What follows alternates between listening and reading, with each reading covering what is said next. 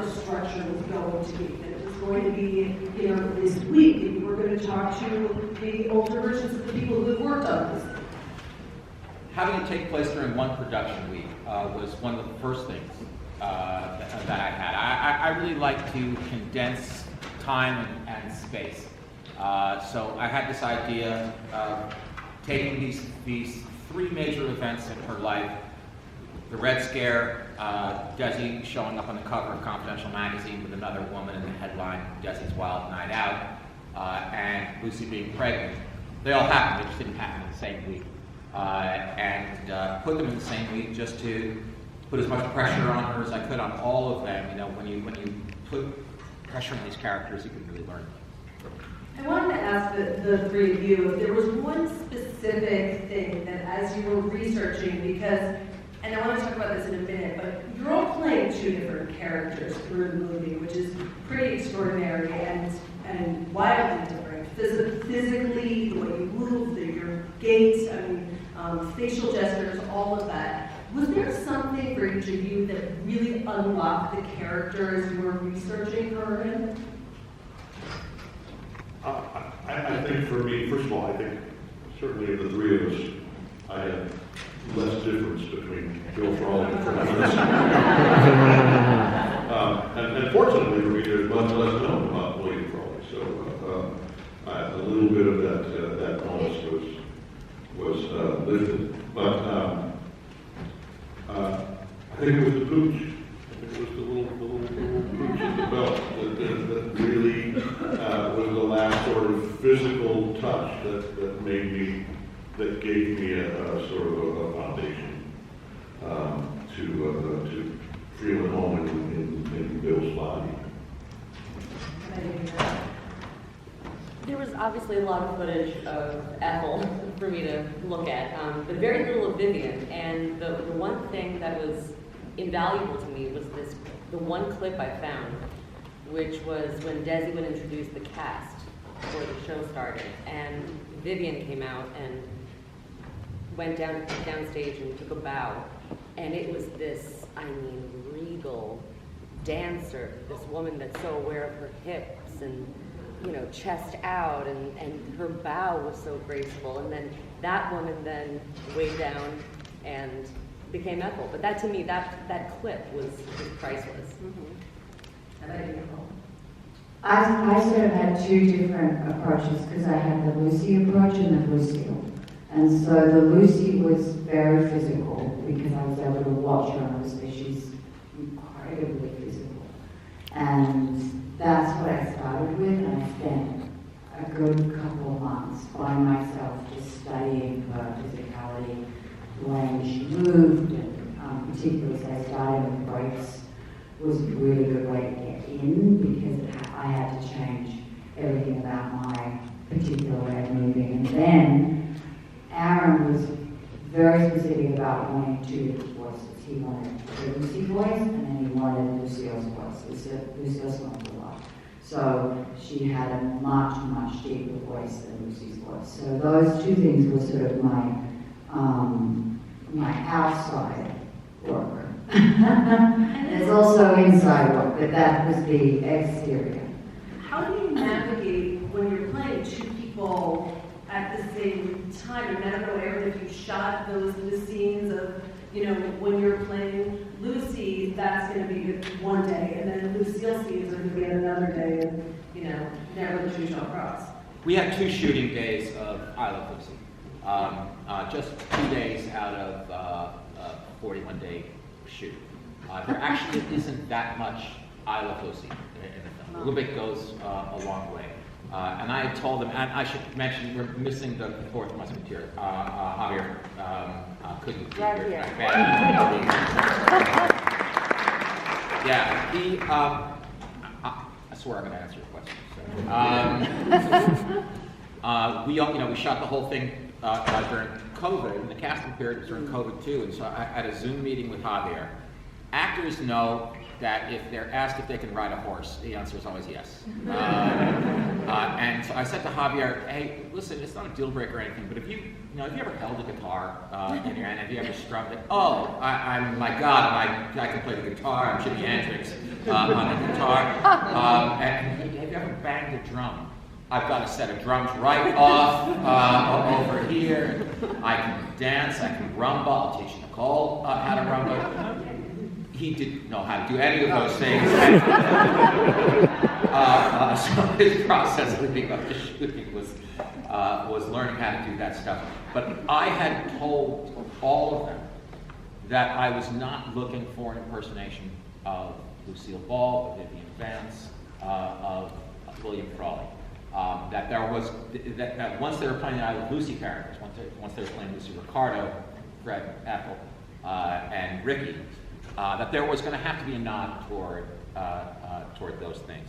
But it was 2 days of I Love Lucy shooting in. I had, on that first day, I had roped off about 4 hours in the morning, where I thought that Nicole and I were going to be standing in front of a monitor that had playback of that, and we were going to shoot it by inches, shoot it 3 seconds at a time. And Nicole and I were going to look at playback, and okay, she puts her left hand here on the mantle as she turns to Ethel.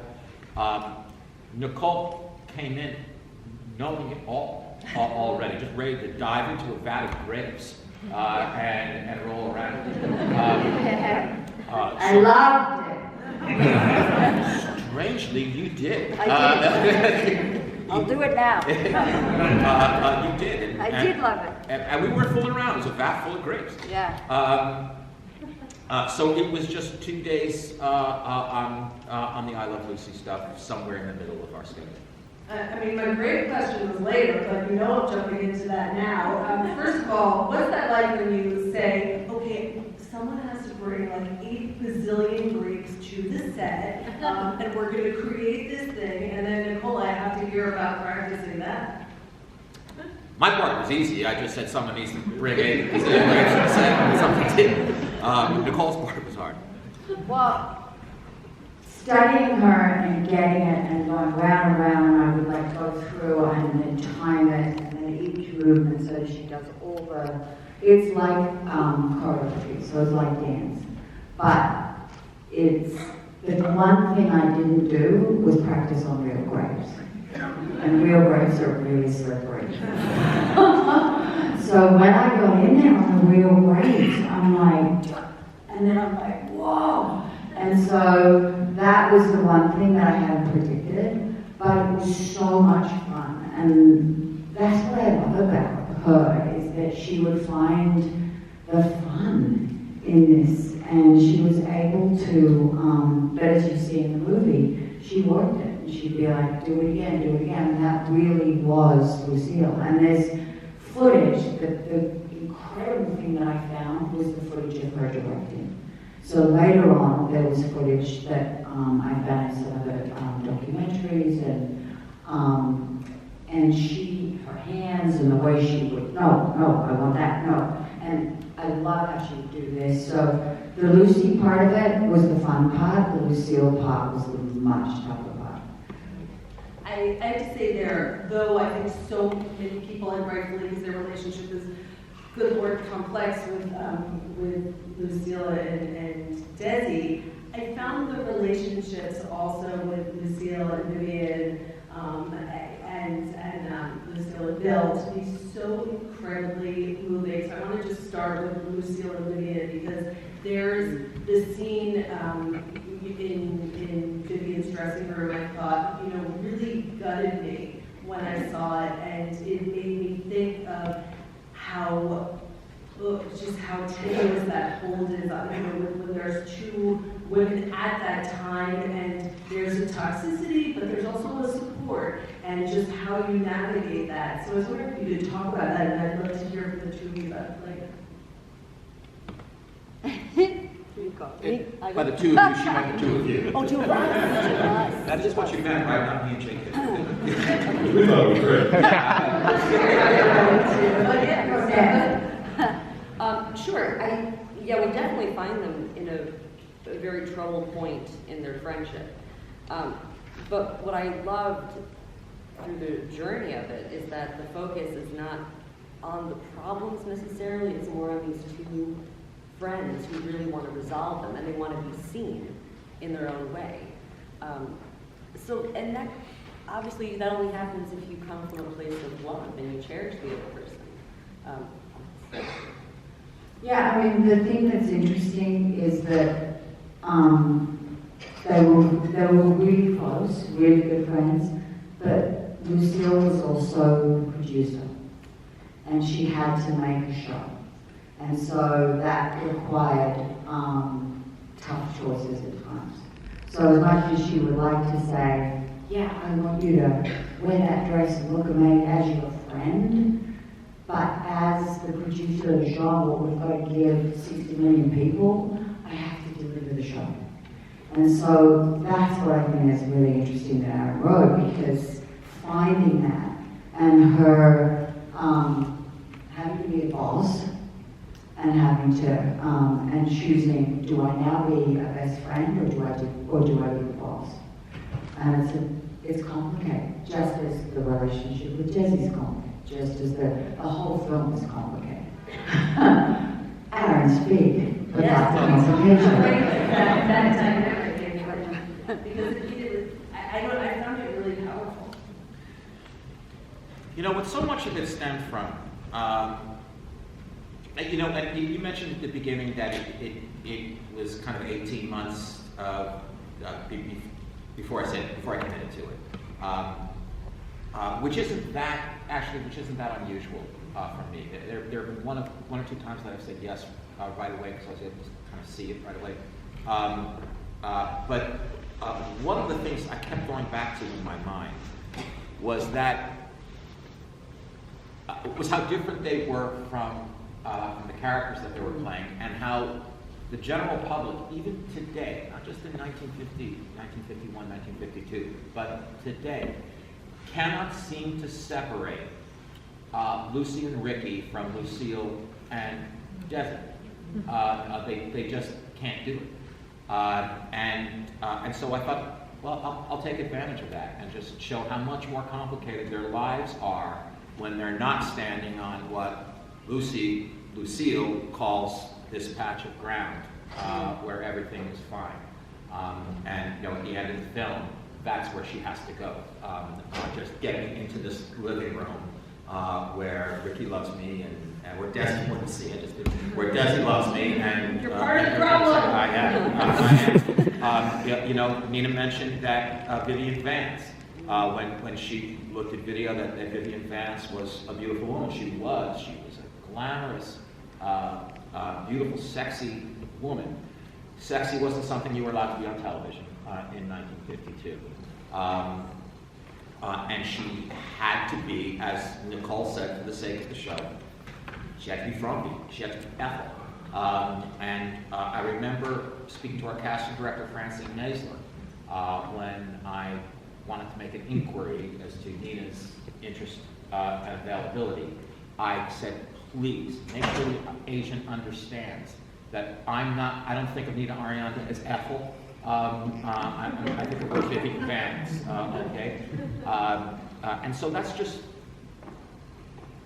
where a lot of the drama came from. And what got me to a yes was I saw all of these points of friction along the way, which were going to add up to something. Mm-hmm. Yeah, for sure. I mean, I think, Nicole, when I was watching the film, the difference, even the physical differences between what people think, you know, like Aaron, like you just said, who Lucy is and how her eyes are, how her mouth moves. It was such a striking difference between Lucille and the few scenes that we do see of her as Lucy. It was incredible. Lucille is an extremely commanding woman. She owns the piece of ground that she's standing on. She's not just the funniest person in any room that she's in. She is, and you know, I wanted to show this in the film, kind of a comedic chess master. And that's why all of the I Love Lucy moments, all the black and white moments, are happening in her head. Whether we're at the table read, whether she's being picked in the writer's room, whether it's rehearsal, we go into her head and she is seeing how this is going to look on Friday. Is that joke going to work? I'm standing in this vat of grapes. What else am I going to do? Otherwise, I'm just going to be standing in a vat of grapes looking at the audience. And we can see how her mind works. And then the other thing that really got my interest was that it was the heartbreak of she and Desi deeply, passionately in love with each other, and that they couldn't get it together to make it work.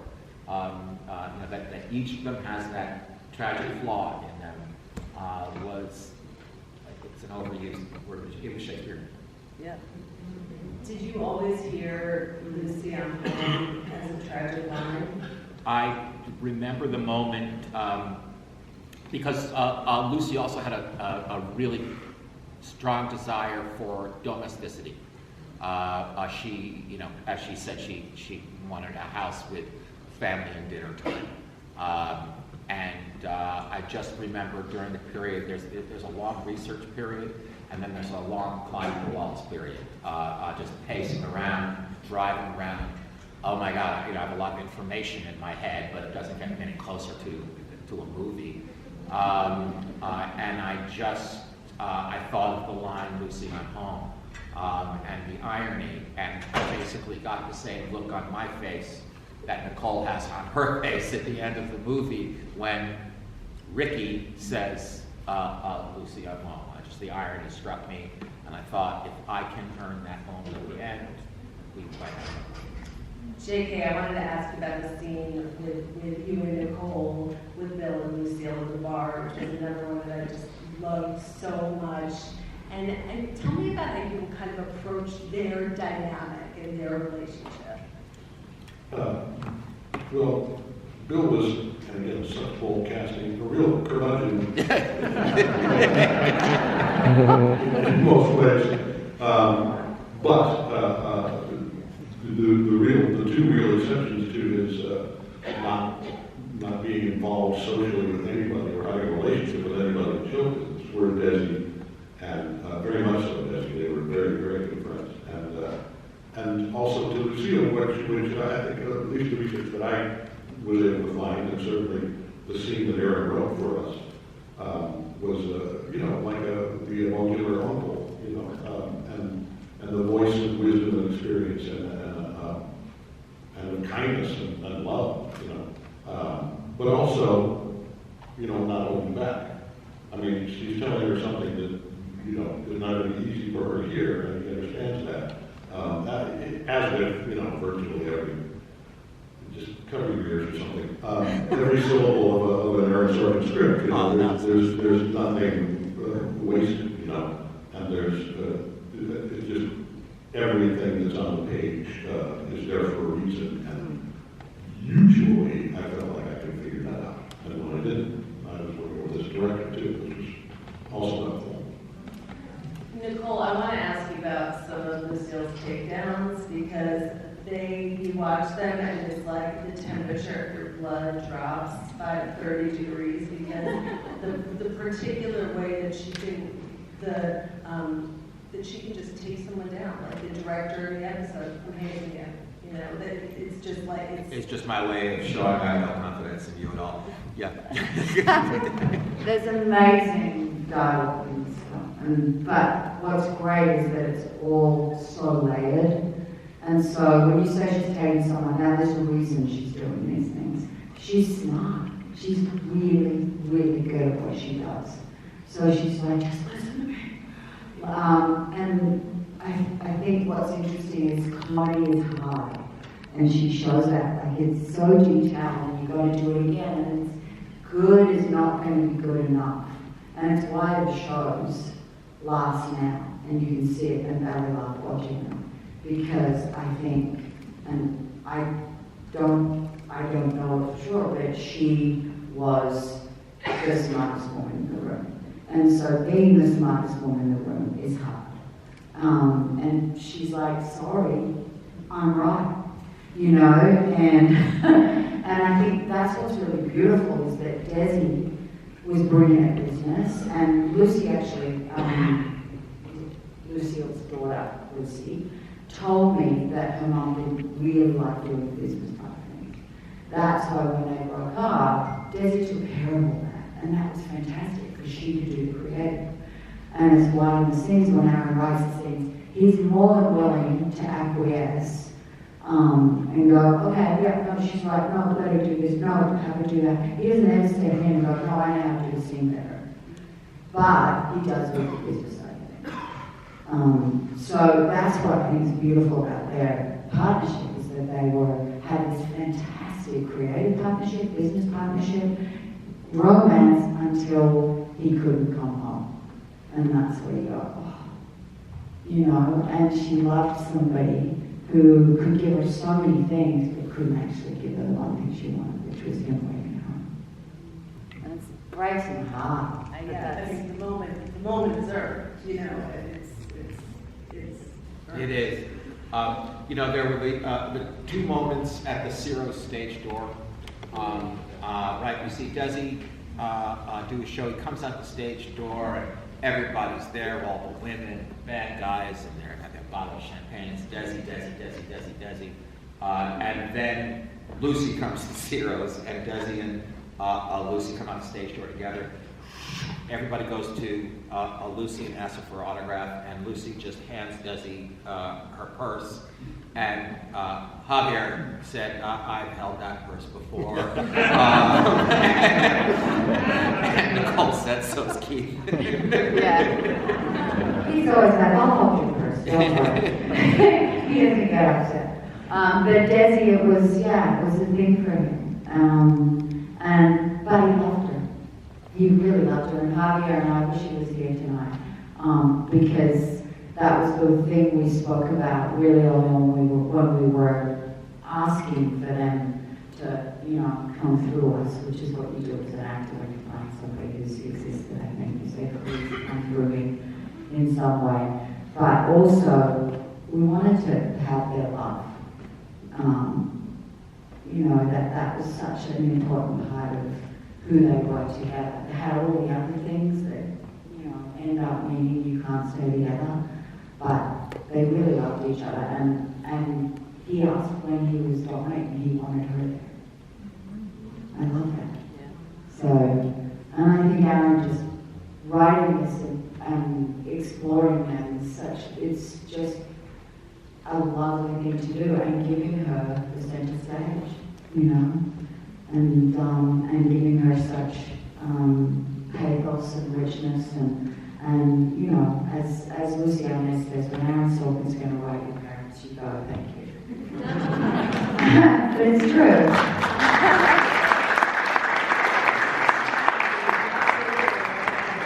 I wanted to ask you about that when you get the blessing, and all of you. I mean, they've said that. I mean, I think Lucy said that Nicole, she felt like you were like channeling her mother when she was watching it. That's heavy. I mean, to hear that, and Aaron to hear that from their children, say, you know, we turn down the rights for other people, but we want you to do this. It's a big deal, and I take it very seriously. I remember it was at some point during that 18 months, we had a lunch, Todd Black, our producer, and Desi Arnaz and I, and